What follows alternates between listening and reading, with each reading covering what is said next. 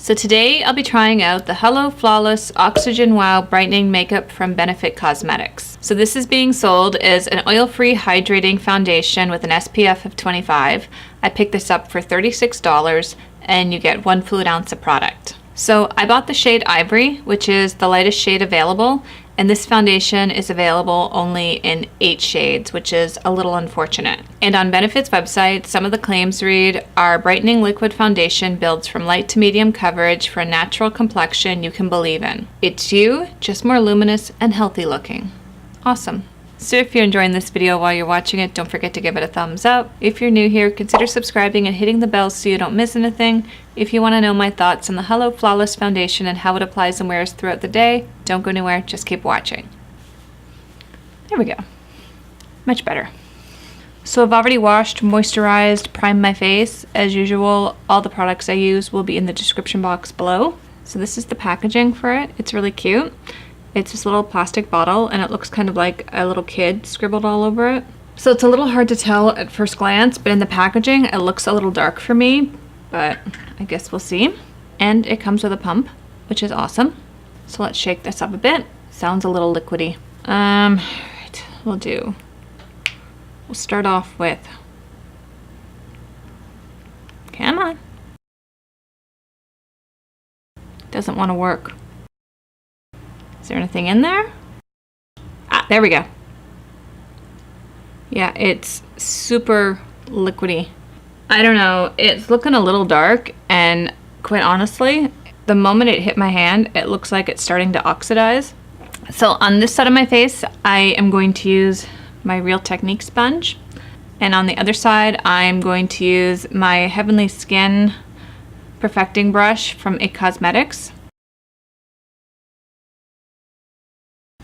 We'll start with this and build from there.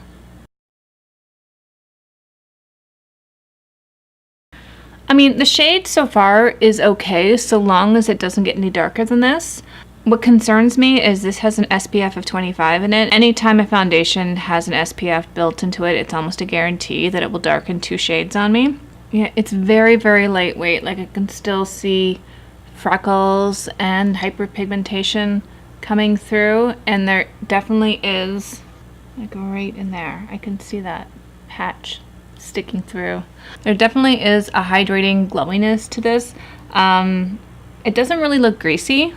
Yeah, the color is a little bit dark for me.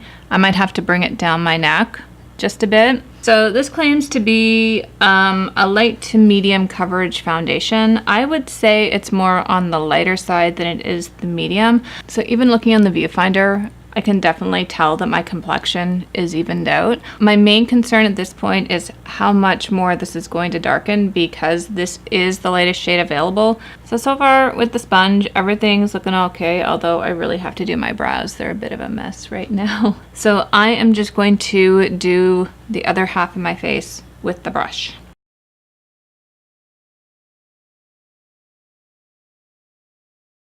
I don't mind it. Actually, it doesn't look bad with the brush, except I can see a little bit of texture on this side. I'm just going to try and smooth that out with the sponge. Yeah, that looks a lot better. Yeah, for myself, I think the sponge with this, because it's more of a serum-y type, serum-y, is that even a word? Serum type of foundation. It's more lightweight. It seems to apply better with the sponge, which is surprising because I would think that the sponge would soak up most of the product, but it just seems to apply more even with the sponge. So coverage wise, if you're looking for something that's more on the heavy full coverage foundation, this is definitely not the foundation for you. It definitely is a foundation that's more of a lightweight serum type of foundation. But I'm okay with that because it never claimed to be anything else. So at first glance, I'm really surprised at how much I like this one. My complexion just looks even. So at this point, my only real concern is the color. Right now, the color is wearable, but if it oxidizes, then yeah, it probably won't be a great color match for me. Yeah, it's not settling into fine lines. My forehead is looking pretty good. There's a really nice glow. It's not clinging to any dryness or anything, so At this point, I'm going to probably put a little bit of powder on my cheeks just to help blend out some of my blushes and bronzers. But other than that, I'm not going to put any other powders on my face. So I'm going to go put on the rest of my makeup and I'll be right back. So the time is 10:54. So the color did darken a lot, actually.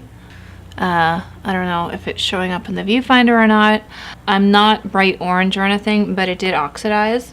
So I used the Physician Formula Butter Bronzer and brought it down my neck just so it didn't look as harsh and I didn't end up with the big foundation line around my neck. I don't hate the color, but at this point I'm not in love with it either. I don't know. Maybe I'll change my mind throughout the day. Other than the color being a little bit darker than I would like it to be, everything is looking pretty good. My under eyes look nice. There's nothing creasing or cracking in there. There's no creasing around my mouth. Not 100% sold on the color, but again, maybe my opinion of it will change throughout the day. So on my cheeks, I'm wearing the Physician Formula Butter Blush. I've already mentioned I'm wearing the Physician Formula Butter Bronzer. Staying on trend. For highlighter, I'm wearing the Butter Highlighter from Physician Formula. On my eyes, I didn't really feel like doing a full eye look today. So on my eyes, I just used the Color Stay Cream Eyeshadow in the shade 730.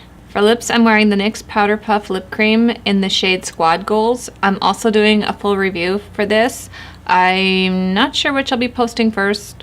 This will probably come later, but once it's posted, I will link it in the eye up above. So the time is 10:54. I will see you guys in 5 hours. Okay, so the time is 4:07. I almost forgot to do a mid-afternoon check-in, so I'm looking at myself in the viewfinder here.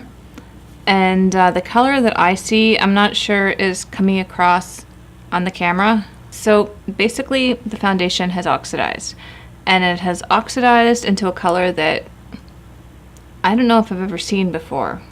Normally when there is sunscreen in a foundation, there's always a concern for me that it will turn into an orangey color. So I'm going to zoom in a little bit.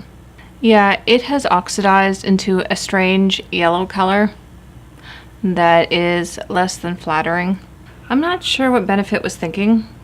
Like, does anyone have skin that is naturally this yellow? I don't think so. And if you do, you probably should see a doctor ASAP. So besides the color being horrible, it's also very textured and very dry all the way through here.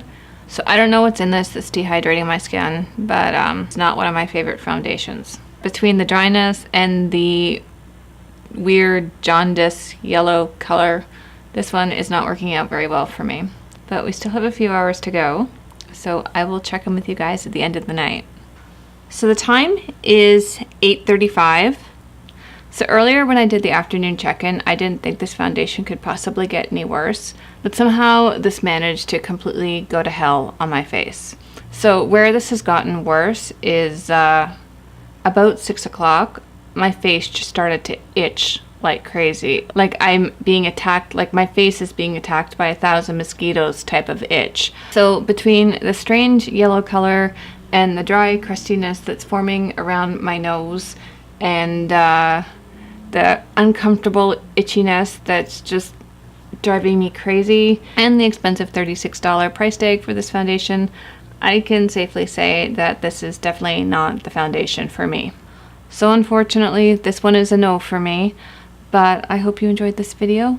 If you did, please give it a thumbs up. Don't forget to hit that subscribe button before you leave. Thank you so much for watching, and I will see you next time. Bye!